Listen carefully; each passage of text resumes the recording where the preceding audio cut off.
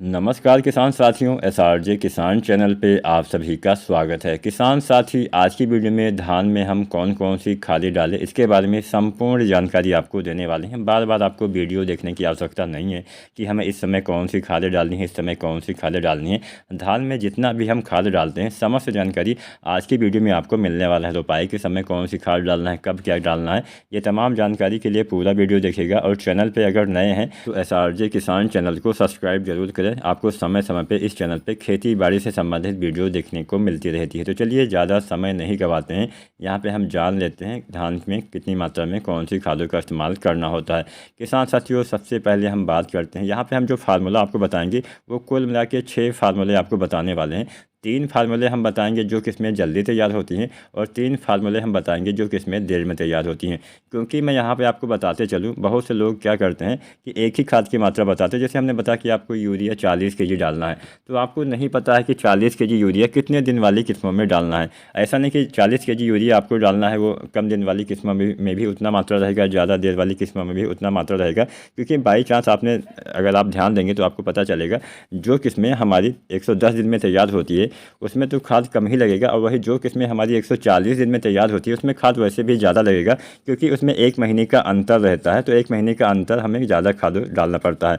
तो यहाँ पे आपको थोड़ा सा अपना भी दिमाग लगाना है और यहाँ पे अपने हिसाब से खादों का इस्तेमाल करना है। ऐसा नहीं कि आप सभी किस्मों में, सभी वैरायटियों में एक समान ही खादों का इस्तेमाल करें। जो किस्में जल्दी तैयार होती है उसमें आपको ज़्यादा खाद डालने की आवश्यकता नहीं है, कम खाद में भी उसमें अच्छा उत्पादन आपको मिल जाएगा। कम खाद का मतलब ऐसा नहीं कि कम खाद डालना है, सीमित मात्रा में आपको डालना है। जितना हम आपको बताने वाले हैं, अगर आप इतना खाद डालते हैं तो भी अच्छा उत्पादन आपको देखने को मिल जाएगा। तो यहाँ पे हम सबसे पहले उन्हीं किस्मों के बारे में जानते हैं जो हमारी किस्में थोड़ा सा जल्दी तैयार हो जाती हैं। तो जल्दी तैयार होने वाली किस्मों में कौन कौन सी खादों का इस्तेमाल करना है, कितनी मात्रा में करना है। अब यहाँ पे कब करना है ये भी आपको ध्यान रखना है। यहाँ पे जो हम धान की रोपाई के समय खादों की मात्रा आपको बताने वाले हैं वो आपको धान की रोपाई के समय ही डालना है। बहुत से लोग गलती ये करते हैं कि रोपाई के 10 से 12 दिन 15 दिन के बाद पहली बार खादों का इस्तेमाल करते हैं। ऐसा बिल्कुल भी नहीं करना है। रोपाई के 3 दिन के अंदर आपका जो पौधा होता है, पौधे की जो जड़ें होती हैं वो मिट्टी से पोषक तत्वों को ग्रहण करने लगती हैं, मिट्टी से अपना खुराक उठाने लगती हैं, भोजन बनाने लगती हैं। तो 3 दिन तक अगर आप खादों का इस्तेमाल नहीं कर पाते हैं, बाद में 10 से 12 दिन पर डालते हैं, तो आपकी जो फसल है 10 से 12 दिन पिछड़ जाती है, कम कल्ले आते हैं, अच्छा उत्पादन नहीं देखने को मिलता है। तो इसलिए रोपाई के 3 दिन के अंदर सभी खादों का इस्तेमाल आपको रोपाई के समय जो हम डालते हैं उसका कर देना चाहिए। रोपाई के समय डाल दें तो और बेहतर रहेगा। तो यहाँ पे हम जानते हैं कम दिन वाली किस्मों में पहले कितनी मात्रा में खाद डालें, उसके बाद हम जानेंगे जो किस्में हमारी देर से तैयार होती हैं उसमें कितनी मात्रा में खादों का इस्तेमाल करें। तो यहाँ पे जो हम कम दिन वाली किस्मों का हमने फार्मूला तैयार किया हुआ है वो हमने तैयार किया हुआ है 120 दिन से कम दिन वाली किस्मों के बारे में। तो चलिए जानते हैं जो हमारी हाइब्रिड धान की किस्में 120 दिन से कम दिन में तैयार होती है उसमें आपको धान में कितनी मात्रा में कब कौन सी खादों का इस्तेमाल करना है। सबसे पहले रोपाई के समय से स्टार्ट करते हैं। यहाँ पे हम एक चीज़ और आपको बताते चलें, कई बार ऐसा होता है कि हमें डीएपी मिलती है, नहीं मिलती है। तो ऐसा नहीं कि आपको डीएपी मिली तभी इस्तेमाल करिए। अगर आपको डीएपी नहीं मिली तो आप एनपीके डालिए, एनपीके भी नहीं मिला तो आप सिंगल सुपर फास्फेट डालिए। मतलब खादें आपको डालनी पड़ेगी तभी अच्छा उत्पादन मिलेगा। तो अगर आपको डीएपी मिलती है, कम दिन वाली आपकी वैरायटी है, 120 दिन से जल्दी तैयार हो जाती है, तो धान की रोपाई के समय डीएपी आपको डालना है 28 केजी, यूरिया आपको डालना है 16 केजी और पोटास आपको डालना है 10 केजी। ये मात्रा आपको रोपाई के समय डालना है। रोपाई के समय हम जिंक वगैरह नहीं डालेंगे, बाद में डालेंगे, वो मैं आपको बाद में बता दूंगा। तो किसान साथ 3 चीज़ें आपको डालनी है केवल, DAP 28 KG, MOP 10 KG, urea 16 KG. यहाँ पे हम जो एमओपी यानी जो पोटास की मात्रा आपको बताने वाले हैं वो 2 भागों में हम डालेंगे। ऐसा नहीं कि सारी मात्रा हम रोपाई के समय ही डाल देंगे, हम दूसरी मात्रा डालेंगे 40 से 50 दिन पे। तो यहाँ पे पोटास की दूसरी मात्रा आपको डालनी है फिर से 40 से 50 दिन पे लगभग 12 केजी। और जो हम यूरिया डालते हैं, यूरिया हम 3 बार में डालते हैं। पहली बार रोपाई के समय जो किस्में जल्दी तैयार हो जाती है उसमें 16 केजी डालना है। इसके बाद में दोबारा से आपको वही 25 से 30 दिन पे 30 केजी डालना है। इसके बाद में तीसरी बार आपको फिर से यूरिया 30 केजी डालना होता है लगभग 40 से 50 दिन पे। तो ये तो हमने जान लिया कम दिन वाली वैरायटियों में डीएपी के साथ में इतनी मात्रा में खादों का इस्तेमाल आपको करना है, मतलब संपूर्ण खाद हो गई। यहाँ पे जिंक वगैरह हम बाद में आपको बताएंगे। अब हम देर से तैयार होने वाली किस्मों में जो हम डीएपी डालेंगे उसकी मात्रा भी जान लेते हैं। तो यहाँ पे डीएपी आपको 38 केजी यानी 10 केजी मात्रा बढ़ा देना है। एमओपी पोटास आपको 20-20 केजी 2 बार में डालना है, 20 केजी आपको रोपाई के समय और 20 केजी 40 से 50 दिन पे डालना है। वहीं अगर हम यूरिया की बात करें तो रोपाई के समय यूरिया 20 केजी, इसके बाद में फिर से 40 केजी 25 से 30 दिन पे, और इसके बाद में फिर से 40 केजी आपको 40 से 50 दिन पे यूज करना है। इतनी मात्रा पर्याप्त रहेगी। तो यहाँ पे हमने डीएपी वाला फार्मूला तो जान लिया। अब हम जानते हैं एनपीके 12-32-16 वाला फार्मूला। एनपीके 12-32-16 सबसे पहले हम कम दिन वाली वैरायटियों के बारे में ही जानते हैं। तो जो हमारी हाइब्रिड धान की किस्में 120 दिन से जल्दी तैयार हो जाती हैं, उन किस्मों में आपको एनपीके 12-32-16 रोपाई के समय 40 केजी डालना है।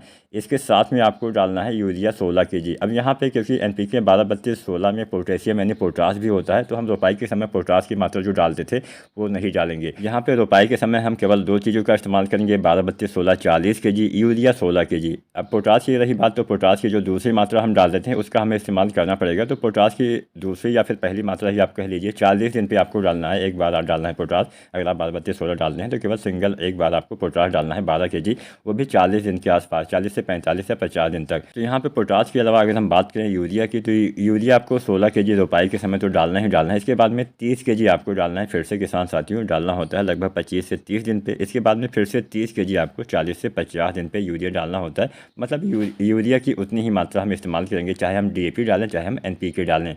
तो यहाँ पे हम अब बात कर देते हैं जो हमारी किस्में देर से तैयार होती है, 120 दिन से ज़्यादा दिन में तैयार होने वाली वैरायटियों में कितनी मात्रा में एनपीके 12-32-16 डालना है।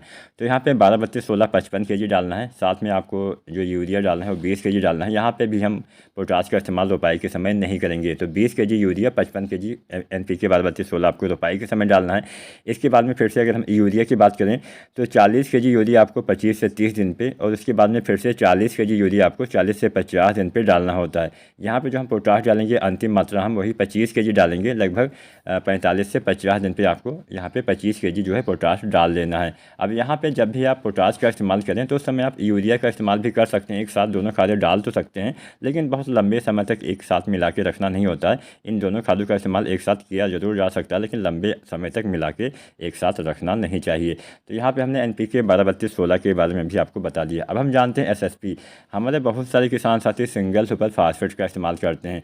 तो जो हमारी किस्में जल्दी तैयार होती हैं 120 दिन से कम दिन वाली किस्मों में आपको एसएसपी डालना है रोपाई के समय 81 केजी।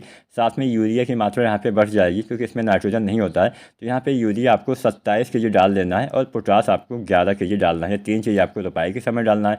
फिर से यूरिया आपको 30 केजी डालना है, वही 25 से 30 दिन पे, और फिर से दोबारा तीसरी मात्रा यूरिया की आपको 40 से 50 दिन पे 30 केजी डालना होता है। और यहाँ पे पोटास की भी दूसरी मात्रा 12 केजी के आसपास आपको डालना होता है, लगभग 40 से 50 दिन पे कम दिन वाली किस्मों में। अब हम जान लेते हैं जो हमारी किस्में देर से तैयार होती है उसमें कितनी मात्रा में एसएसपी डालना है। तो 120 दिन से ज़्यादा दिन वाली वैरायटियों में आपको 110 केजी जो है एसएसपी डालना है रोपाई के समय, 35 केजी यूरिया डालना है रोपाई के समय, और एमओपी पोटास 20 केजी आपको डालना है रोपाई के समय।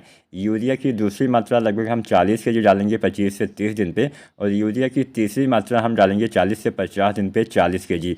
इसके बाद में पोटास हम डालेंगे दूसरी मात्रा पोटास की अंतिम मात्रा 20 केजी 40 से 50 दिन पे। तो यहाँ पे हमने 3 फार्मूले आपको बता दिए, 6 फार्मूले बता दिए एसएसपी, एनपीके और डीएपी का।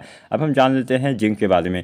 किसान साथियों, जिंक का इस्तेमाल हम रोपाई के समय नहीं करते हैं क्योंकि इस समय हम डीएपी डालते हैं, फिर एनपीके या फिर एसएसपी डालते हैं जिसमें फास्फोरस पाया जाता है। तो फास्फोरस वाली खाद के साथ आपको जिंक का इस्तेमाल नहीं करना होता है। किसान भाइयों, यहाँ पे हम जिंक जो डालेंगे लगभग 25 से 30 दिन पे डालेंगे, और यहाँ पे 33% वाले जो जिंक डालते हैं वो डालेंगे हम किसान साथियों 5 केजी, या फिर जो 21% वाले जिंक आते हैं इसकी 8 केजी मात्रा आपको डालनी होती है पर एकड़ तक। इतनी मात्रा पर्याप्त होती है। अगर आप मिट्टी में जिंक डालते हैं तो इतना पर्याप्त रहेगा। हमारे बहुत सारे किसान साथी स्प्रे करते हैं, तो 33% वाले जिंक 750 ग्राम, यहाँ पे स्प्रे आपको 2 बार करना पड़ेगा। पहली बार वही 25 से 30 या 35 दिन पे, और दोबारा से फिर से आपको 20 से 25 दिन के बाद।